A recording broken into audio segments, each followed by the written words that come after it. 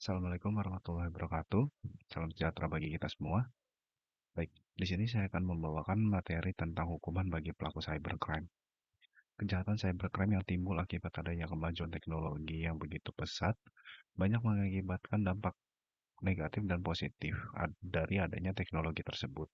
Dampak positif dapat berupa adanya email, internet banking, serta hal-hal lain. Namun perkembangan ini juga dapat membawa pengaruh negatif seperti adanya tindak pidana peretasan atau hacking yang dilakukan guna memperoleh informasi atau data-data penting lainnya. Tindakan ini dilakukan tidak hanya semata-mata untuk mencari keuntungan dan menemukan titik lemah dari si target. Kejahatan ini dapat digolongkan lebih relatif baru jika dibandingkan dengan kejahatan konvensional lainnya. Sekalipun telah lama ada, namun belum ada kesepahaman para ahli untuk memberikan definisi baik itu kejahatan cybercrime maupun tindak pidana peretasan itu sendiri. Kendati demikian, telah banyak yang memakai istilah cyber, kejahatan dunia maya, kejahatan virtual, dan bahkan tetap menggunakan istilah cybercrime. Kemampuan membuat suatu program yang disalahgunakan oleh seseorang yang tidak bertanggung jawab menyebabkan terjadinya sebuah pelanggaran norma atau hukum yang berlaku, guna merugikan beberapa pihak yang telah sejak awal menjadi target sasaran. Salah satu contohnya adalah tindak peretas situs web atau akun media sosial yang bersifat pribadi milik orang lain. Ketentuan yang secara khusus mengatur mengenai tindak pidana peretasan telah termuat dalam pasal 30 ayat 1, 2, dan 3 Undang-Undang ITE. Pasal ini menjelaskan bahwa setiap orang yang mencoba masuk atau mengakses sistem informasi milik orang lain dengan cara apapun, dengan sengaja dan tanpa hak melawan hukum.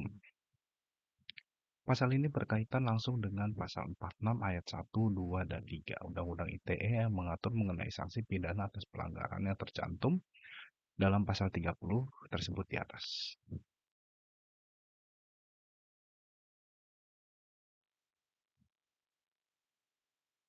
Salah satu cara yang dapat dilakukan oleh negara yang memiliki yurisdiksi terhadap pelaku kejahatan yang berada di negara lain adalah dengan meminta kepada negara di tempat pelaku tersebut berada agar dapat menangkap pelaku tersebut.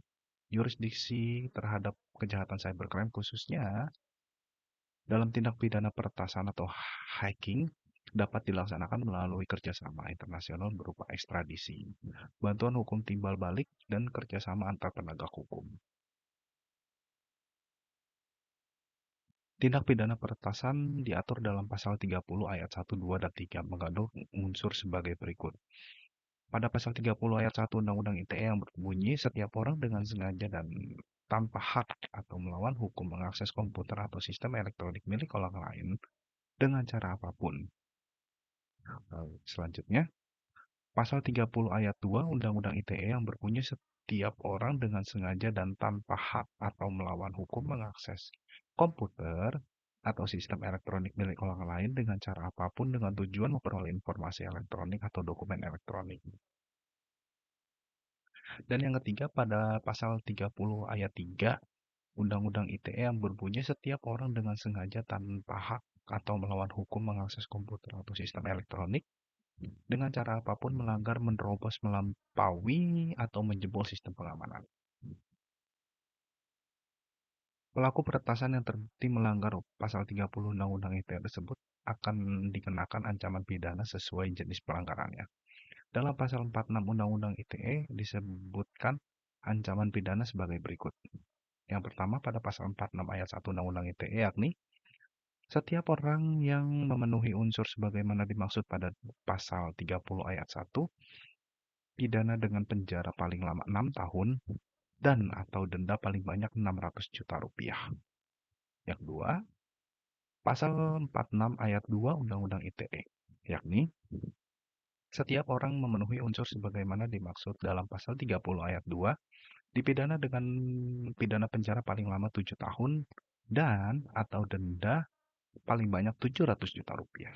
Dan yang terakhir, pasal 46 ayat 3 Undang-Undang ITE, yakni Setiap orang yang memenuhi unsur sebagaimana dimaksud dalam pasal 30 ayat 3 dipidana dengan pidana paling lama 8 tahun dan atau denda paling banyak 800 juta rupiah.